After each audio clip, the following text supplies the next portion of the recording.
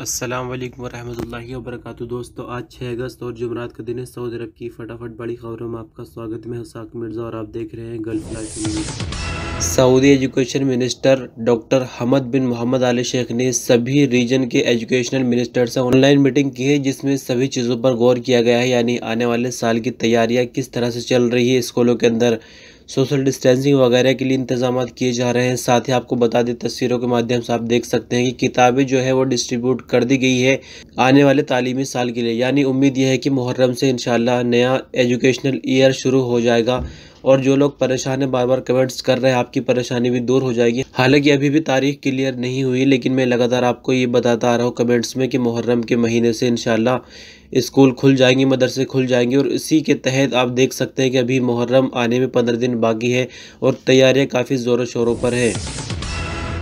Domestic worker यानी जो घरों के अंदर काम करते हैं, अगर उनके कफील की डेथ हो जाती है और वो अगर घर जाना चाहे फाइनल एग्जिट पर, तो उसका आगे क्या बनेगा, यानी कफील के जाने के बाद उनकी जिम्मेदारी कौन संभालेगा। इस तरह का एक सवाल आया है, तो इसका जवाब ये बताया जा रहा है कि क्योंकि हर तरह की जिम्मेदारी कफील के ऊपर ही होती है, तो अब अगर कोई बंदा या तो फैमिली का बंदा जो जिम्मेदारी लेना चाह रहा है कफील की, वो जवाजात में जाकर बता सकता है, जो डॉक्यूमेंट्स वगैरह होते हैं उसकी डेथ की वो पेश कर सकता है, फिर उसको जिम्मेदारी मिल जाएगी जो परिवार का बंदा लेना चाहे, जैसे उसका बेटा वगैरह हो गया। या अगर कोई परिवार का बंदा जिम्मेदारी नहीं लेना चाह रहा है तो किसी और को भी जिम्मेदारी मिल सकती है, लेकिन उसके लिए जो फॉर्मेलिटीज होती है वो जवाजात में पूरी करनी होगी। उसके बाद कफील का अकाउंट वगैरह सब चीज़ें अबशिर वगैरह उस बंदे के पास ट्रांसफ़र हो जाएंगी और फिर खुरूज निहाई लगा सकता है। यानी अगर कफील मर जाता है तो बंदा अपनी मर्जी से बिल्कुल नहीं जा सकता, उसके बाद भी एक नया कफील बना जाएगा जो कि आगे कार्रवाई पूरी करेगा।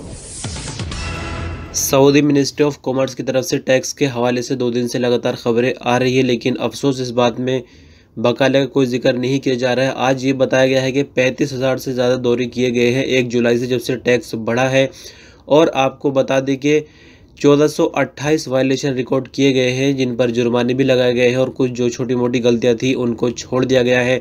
हो क्या रहा तो आपको बता दें, जो अंदर कीमत लिखी हुई थी, जैसे कि सुपर स्टोर होता है एक, उसके अंदर चीज़ों पर जो कीमत लिखी हुई थी और फिर जब वो काउंटर पर आते हैं तो वहाँ भी उनसे टैक्स वसूला गया। यानी ग्राहकों से कुल 30% टैक्स वसूला जा रहा था, जिसके चलते 1428 वायलेशन पकड़े गए हैं। लेकिन यहाँ पर बकालों का कोई जिक्र नहीं आ रहा है, क्योंकि बकालों पर सब चीज़ों के ऊपर रेट लिखकर नहीं रखते हैं। तो उम्मीद है कि जल्द ही बकालों वाले पर भी कोई शिकंजा कसा जाए और जो बकाले वाले मनमानी कर रहे हैं उस पर लगाम लगाया जाए। सऊदी अरब की राजधानी रियाद में लेबर कोर्ट ने पिछले 2 महीने के दौरान 3,000 से ज्यादा जो मुकदमे थे छोटे मोटे उनको निपटा कर 50 लाख रियाल से ज्यादा लोगों को वापस करा है कंपनियों से और फिर कफीलों से। आपको बता दें कि अब एक नया तरीका चल गया है, यानी ऑनलाइन कंप्लेन की जा सकती है, जिसको वदी बोलते हैं। इसके बारे में ज्यादा जानकारी इकट्ठी करके किसी वीडियो में आपसे बताऊंगा। तो ऑनलाइन शिकायत के जरिए, यानी लेबर कोर्ट अभी नहीं जाना है, ऑनलाइन शिकायत दर्ज करनी है और अगर ऑनलाइन ही फैसला हो जाता है तो जो भी हक बनता है उसका वर्कर का वो कफील से दिलवाया जाता है। लेकिन अगर बात बढ़ जाती है और ऑनलाइन से काम नहीं चलता तो फिर उस केस को लेबर कोर्ट में ट्रांसफ़र किया जाता है। तो एक अच्छी कोशिश है, अच्छी पहल है उन लोगों के लिए जिनको बार बार लेबर कोर्ट जाने में परेशानी होती है। जैसे कि मैंने बताया कि इस बारे में ज़्यादा जानकारी मैं लेकर वीडियो बना दूंगा ताकि आप सब लोगों का भला हो सके जो केस करना चाहते हैं अपनी कफील या कंपनी पर। सऊदी अरब के अल-जोफ रीजन में कोरोना संक्रमित एक महिला के यहाँ एक ही टाइम में 3 बच्चों की डिलीवरी हुई है। तीनों बच्चे कोरोना से बिल्कुल सुरक्षित हैं, बच्चों में कोरोना बिल्कुल भी ट्रांसफ़र नहीं हुआ। पूरी खबर के मुताबिक आपको बता दें कि सऊदी अरब के अल-जोफ रीजन के शहर सकागा के मैटरनिटी अस्पताल में कोरोना संक्रमित एक महिला को लाया गया जिनको डिलीवरी होनी थी। डॉक्टर ने पूरी तरह की तैयारियां कर ली थी सुरक्षा के लिहाज से और पूरे सुरक्षा इंतजाम के साथ डिलीवरी कराई गई। डिलीवरी होने के बाद तीनों बच्चों का टेस्ट किया गया जो कि नेगेटिव आया है। यानी ये भी एक कुदरत का कमाल है कि जहां एक तरफ सिर्फ टच करने से वायरस ट्रांसफ़र हो जाता है, वहां माँ से बच्चों को ट्रांसफ़र वायरस बिल्कुल भी नहीं हुआ। सऊदी अरब में इस वक्त सड़ी गर्मी हो रही है, आप सब ये लोग जानते होंगे।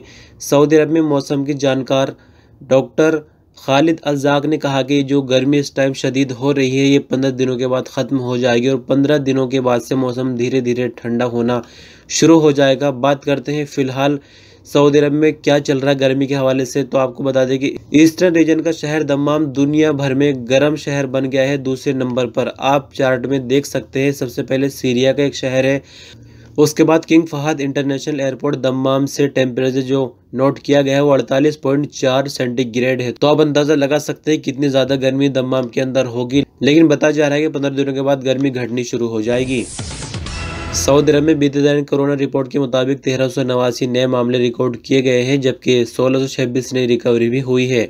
साथ ही 36 नई मौतें हुई है। बात करते हैं अगर कुल संख्याओं में 2,82,824 कोरोना के कुल केस हो चुके हैं, 2,45,314 कुल रिकवरी हो चुकी है, 3,020 मरने वालों की संख्या अभी तक हो चुकी है। टोटल 34,490 केस एक्टिव है, जिनमें से 1,991 क्रिटिकल केसेज जिनको आईसीयू में रखा गया है। सऊदी पासपोर्ट डिपार्टमेंट यानी जवाजात ने कहा कि जिस तरह से खबरें सोशल मीडिया पर वायरल की जा रही है कि 9 अगस्त 2020 से सऊदी अरब की ज़मीनी जो सरहदें वो खोल दी जाएंगी और सऊदी अरब के अंदर आना हो या फिर यहाँ से जाना उसके लिए किसी भी तरह की कोई रुकावट नहीं होगी, तो ये सरासर गलत है। इसमें किसी तरह की कोई सच्चाई नहीं है। इसी तरह से कुछ अखबारों ने भी सूत्रों के हवाले से लिख दिया था कि 9 अगस्त से जो ज़मीनी सरहदें वो खोली जा रही है और आने जाने के रास्ते खुल जाएंगे। तो जवाजात ने कहा कि किसी भी खबर में कोई सच्चाई नहीं है। आने वाले वक्त में जैसे ही फैसला लिया जाएगा कि ज़मीनी सरहदें खोलनी है या फिर इंटरनेशनल फ़्लाइट चालू करनी है, जो भी खबर आएगी वो ऑफिशियल चैनल के ज़रिए से दी जाएगी। इससे पहले जो भी खबरें जारी की जा रही है वो मन घड़त है, उनमें कोई सच्चाई नहीं है। किंग सलमान इंसानी इमदाद सेंटर, जिसके बारे में मैंने आपसे पहले भी खबरों के माध्यम से बताई है, अक्सर विदेशों में जाकर जो ज़रूरतमंद होते हैं उनकी मदद करता है। लेकिन बीते दिन आपने सुना होगा कि लेबनान में बैरूत में एक बम धमाका हुआ है जिसमें काफ़ी लोग मारे जा चुके हैं और काफ़ी बर्बादी भी हुई है। तो उसके चलते सऊदी अरब ने टीमें अपनी वहां पर भेज दी है मदद करने के लिए। मेडिकल टीमें ख़ास तौर पर वहां पर गई है और कुछ दवाइयाँ वगैरह भी वहां पर भेजी है। और जो वहाँ की यानी बैरूत की जो मेडिकल टीम है उनके साथ मिलकर सऊदी अरब की टीम काम करेगी, जिसमें जो मरीज है यानी जो बम धमाके से मुतासिर हुए उनका इलाज किया जाएगा। आपकी जानकारी के लिए बता दें कि बैरूत बंदरगाह पर मंगल की शाम धमाके से लेबनान की राजधानी पूरी तरह से सहम गई थी। बैरूत के सारे मोहल्ले से प्रभावित हुए, ज्यादातर इमारतों, गाड़ियों और दुकानों के शीशे टूट गए। लेबनान के सामने कब्रस टापू में भी लोगों ने धमाके की आवाजें सुनी।